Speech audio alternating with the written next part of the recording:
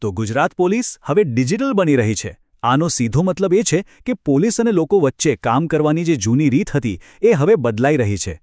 ચાલો આ નવા ડિજિટલ પરિવર્તનને જરા નજીકથી સમજીએ અને જોઈએ કે એનાથી શું ફરક પડશે. પોલીસ સ્ટેશનનું નામ સાંભળતા જ મનમાં શું આવે? કદાચ લાંબી લાઈનો, કાગળના ઢગલા અને કલાકોનો ઇંતજાર, ખરું ને? સારું, આ એક સામાન્ય અનુભવ છે, પણ હવે એવું લાગે છે કે ટેકનોલોજી આ બધું બદલવા આવી રહી છે. જરા કલ્પના કરો, એક બાજુ છે કાગળોના ઢગલાવાળી ઓફિસ અને બીજી બાજુ છે એકદમ સાફ, સરળ ડિજિટલ સ્ક્રીન. બસ આ જ તો ફરક લાવવાનો પ્રયાસ છે. જૂની સિસ્ટમની જટિલતાને હટાવીને બધું જ સરળ અને બધા માટે ઉપલબ્ધ બનાવવાનો આ એક પ્રયાસ છે. તો સવાલ એ છે કે આ નવી ડિજિટલ સિસ્ટમથી આપણને મળે છે શું? ચલો હવે એ જોઈએ કે કયા કયા કામો માટે પોલીસ સ્ટેશનના ધક્કા ખાવાની જરૂર નહીં પડે. અહીં જુઓ, ભાડુઆતનું વેરિફિકેશન કરાવવું હોય કે પછી કોઈ એનઓસી કઢાવવું હોય, હવે આ બધા કામો માટે પોલીસ સ્ટેશન જવાની જરૂર નથી. બધું જ ઓનલાઈન છે, એટલે કે સમય પણ બચશે અને મહેનત પણ. અને હા, આ બધું કરવું એકદમ સહેલું છે. બસ 4 સરળ સ્ટેપ્સ. રજિસ્ટર કરો, સર્વિસ પસંદ કરો, ફોર્મ ભરો અને પછી ઘરે બેઠા બેઠા તમારી અરજીનું સ્ટેટસ પણ ચેક કરી શકો છો. આમાંની એક સૌથી કામની સુવિધા છે ઈ-એફઆઈઆર. માની લો કે કોઈનું વાહન કે મોબાઈલ ચોરાઈ ગયું અને ચોર કોણ છે એ ખબર નથી, તો હવે પોલીસ સ્ટેશન ગયા વગર તરત જ ઓનલાઈન ફરિયાદ નોંધાવી શકાય છે. અને સૌથી મહત્વની વાત તો એ છે કે દરેક કામ માટે એક સમયમર્યાદા નક્કી કરાઈ છે.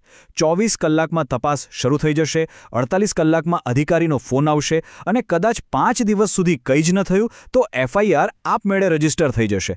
આનાથી સિસ્ટમમાં ઝડપ અને પારદર્શિતા બંને આવે છે. સારું, આ ટેકનોલોજીનો ઉપયોગ ફક્ત નાગરિકોની સુવિધા માટે જ નથી થઈ રહ્યો. એનો હેતુ પોલીસ વિભાગને વધુ જવાબદાર બનાવવાનો પણ છે. જોઈએ એ કેવી રીતે? આ નંબર નોંધી લેવા જેવો છે, 14449. આ એક 24 કલાક ચાલતી એન્ટી કરપ્શન હેલ્પલાઇન છે, જેના પર પોલીસ સામે પણ ફરિયાદ કરી શકાય છે. જવાબદારી નક્કી કરવા માટે આ ખરેખર એક બહુ મોટું પગલું કહી શકાય. હવે તો પોલીસ સ્ટેશનની કામગીરી માપવાની રીત પણ બદલાઈ ગઈ છે.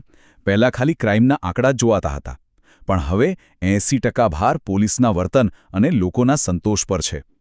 આનો સીધો મતલબ એ છે કે પોલીસ સ્ટેશનો વચ્ચે હવે સારી સેવા આપવા માટે એક હરીફાઈ થશે. પણ જેમ દરેક નવી ટેકનોલોજી સાથે થાય છે, અહીં પણ કેટલાક પડકારો તો છે જ. જે સિસ્ટમ કાગળ પર આટલી સરસ દેખાય છે, શું વાસ્તવમાં પણ એ એટલી જ સારી રીતે કામ કરે છે? ચાલો હવે જરા એની કેટલીક સમસ્યાઓ પર નજર નાખીએ. આ જુઓ, સિટીઝન ફર્સ્ટ એપ, જેના પર આ બધી સેવાઓ મળે છે, એનું પ્લે સ્ટોર પર રેટિંગ 5માંથી ફક્ત 2.7 છે. આ આંકડો ઘણો બધું કહી જાય છે. સિસ્ટમના દાવા અને લોકોના અનુભવ વચ્ચે મોટો તફાવત છે. અને આ ખાલી આંકડાની વાત નથી, લોકોનો અનુભવ પણ આ જ કહે છે. એક યુઝરની આ કમેન્ટ જુઓ, જે અસલી સમસ્યા બતાવે છે. જો ઓટીપી જ ના આવે અથવા વારંવાર એરર દેખાય તો પછી આખી સિસ્ટમનો કોઈ મતલબ જ નથી રહેતો. અને હા, સિસ્ટમમાં કેટલીક વિચિત્ર ભૂલો પણ છે. પોર્ટલ પર પ્રોફેશનના લિસ્ટમાં ભિખારી અને ભાડુતી સૈનિક જેવા વિકલ્પો છે. આ જોઈને એવું લાગે છે કે ડેટા એન્ટ્રી વખતે કોઈએ બહુ ધ્યાન નથી આપ્યું, જે સિસ્ટમની ગંભીરતા પર જ સવાલ ઊભા કરે છે. જો કે આ બધી સમસ્યાઓ છતાં ભવિષ્ય માટેનું વિઝન ઘણું મોટું અને મહત્વાકાંક્ષી છે.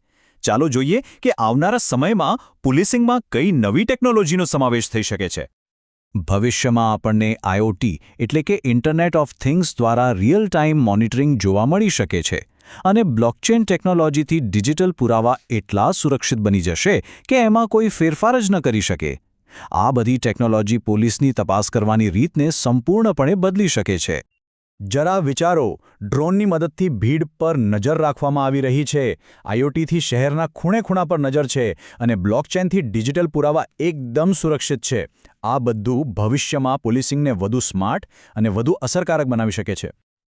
તો અંતે સવાલ એ જ છે કે શું આ બધી ટેકનોલોજી પોલીસિંગનું ઉજ્જવળ ભવિષ્ય છે કે પછી આ જૂની સમસ્યાઓને બદલીને ફક્ત નવા ડિજિટલ પડકારો ઊભા કરશે? આ એક એવો સવાલ છે જેનો જવાબ તો આપણને સમય જ આપશે.